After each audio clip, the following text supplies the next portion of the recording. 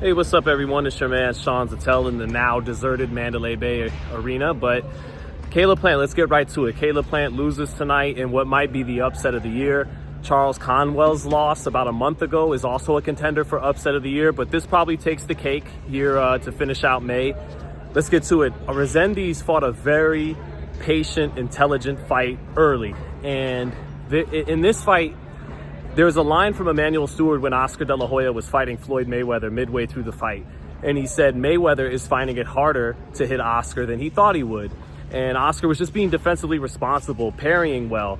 Resendiz parried well in this fight. After getting hit with the jab, the lead hand in the first 2 rounds, he was catching a lot of shots by Plant. And Plant couldn't get off the way he thought he would with his hand speed advantage.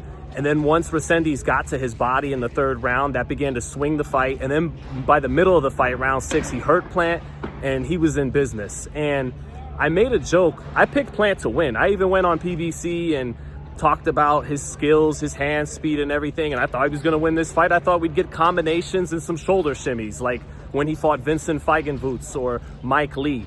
But there was something... Plant kind of tempted fate in the boxing gods. I made that joke tonight coming to the arena. It's okay to say you're going to knock another fighter out. It's okay to get vulgar and talk about beating his ass. But Plant kept speaking about Resendiz in such a dismissive way. He kept saying about 25 times throughout the promotion of the fight, I'm going to step on him. I'm going to step on him.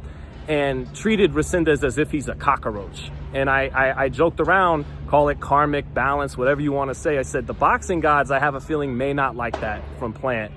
And Plant was flat tonight. There's nothing to take away from Resendiz, who basically all of us, myself included, picked against. And Resendiz looked like a middleweight tonight. He didn't even look like a super middleweight. He looked like a middleweight fighting at super middleweight.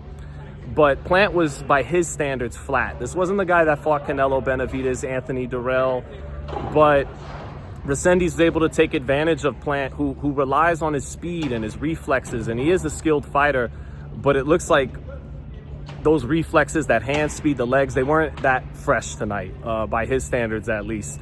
And Resendiz fought a hell of a fight. It shouldn't have been a split decision. He clearly won the fight.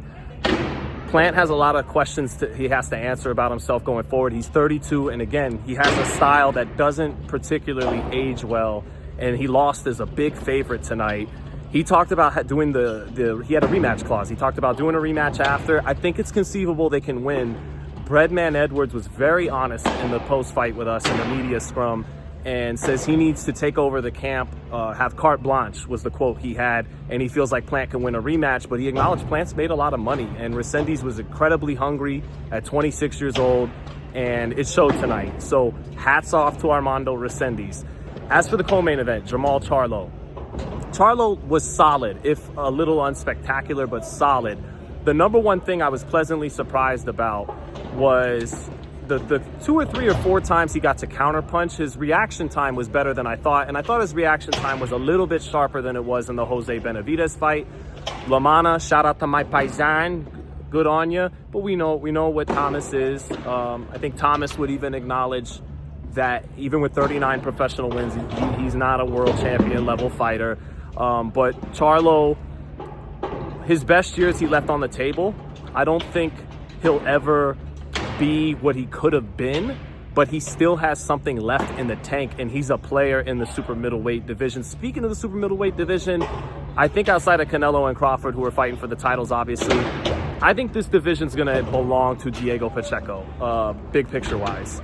So, but back to Charlo, one thing that was frustrating about watching him tonight and in the Jose Benavidez fight, you see the jab, you see the big right hand that follows it up, and you see the counterpunching ability. So you have a big, athletic, strong fighter that can lead behind when he's right and sharp, one of the best jabs in boxing, with a big brick hand right hand to follow it up. And then if he doesn't want to lead, he can counterpunch.